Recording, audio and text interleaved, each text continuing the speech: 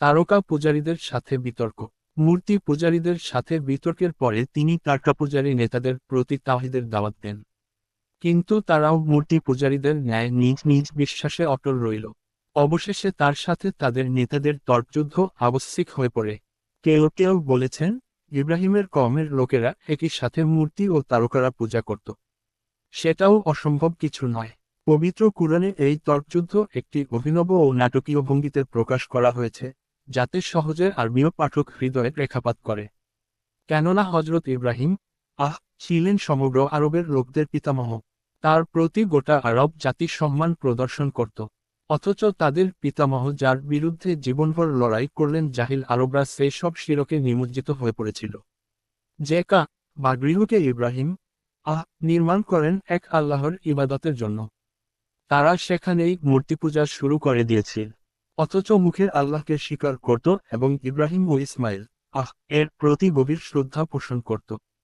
আজকের মুসলমানদের জন্য এর মধ্যে শিক্ষণীয় বিষয় রয়েছে।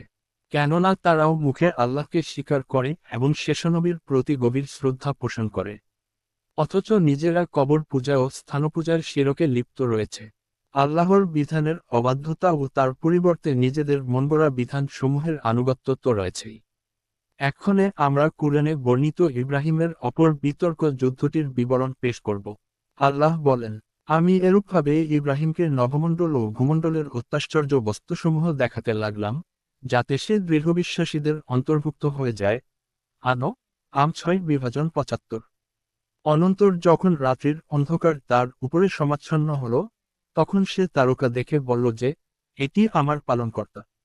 অতঃপর যখন তা অস্তমিত হল, তখন বলল, আমি অস্তগামীদের ভালোবাসি না। 76।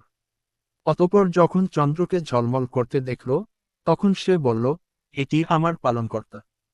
কিন্তু পরে যখন তা অস্তমিত হল, তখন বলল, যদি আমার প্রতিপালক আমাকে পথ প্রদর্শন না করেন, তাহলে অবশ্যই আমি পথভ্রষ্ট সম্প্রদায়ের অন্তর্ভুক্ত হয়ে যাব। 77।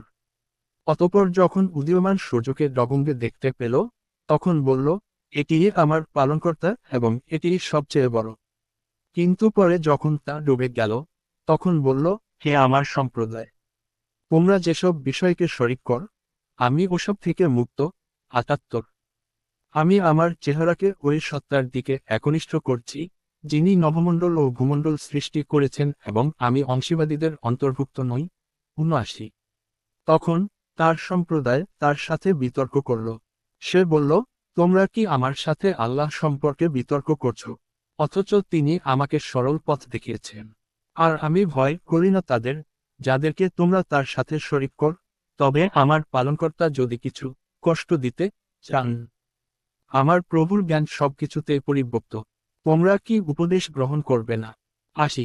কিভাবে আমি ওইসব বস্তুকে ভয় করব, যাদেরকে তোমরা তার সাথে শরিক করেছ, অথচ তোমরা এ বিষয়ে ভয় পাও না যে, তোমরা আল্লাহর সাথে এমন সব বস্তুকে শরিক করেছ, যাদের সম্পর্কে আল্লাহ তোমাদের প্রতি কোন প্রমাণ অবতীর্ণ করেননি।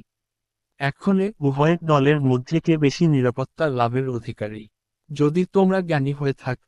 81। যারা ঈমান আনে এবং স্বীয় ঈমানকে শিরকের সাথে মিশ্রিত করে না, তাদের জন্যই রয়েছে নিরাপত্তা এবং তারাই সুপথপ্রাপ্ত। আম 6:75-82। উপরের বর্ণনা ভঙ্গিতে মনে হয় যেন ইব্রাহিম ওই দিনই প্রথম নক্ষত্র, চন্দ্র ও সূর্য দেখলেন এবং এটি আমার পালনকর্তা বলে সাময়িকভাবে মুশরিক হয়েছিলেন।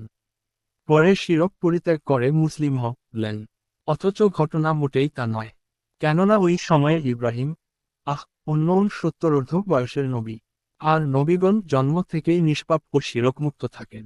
আসল কথা এই যে, মূর্তি পূজার অসারতা বোঝানো যতটা সহজ ছিল, তারকা পূজার অসারতা বোঝানো ততটা সহজ ছিল না।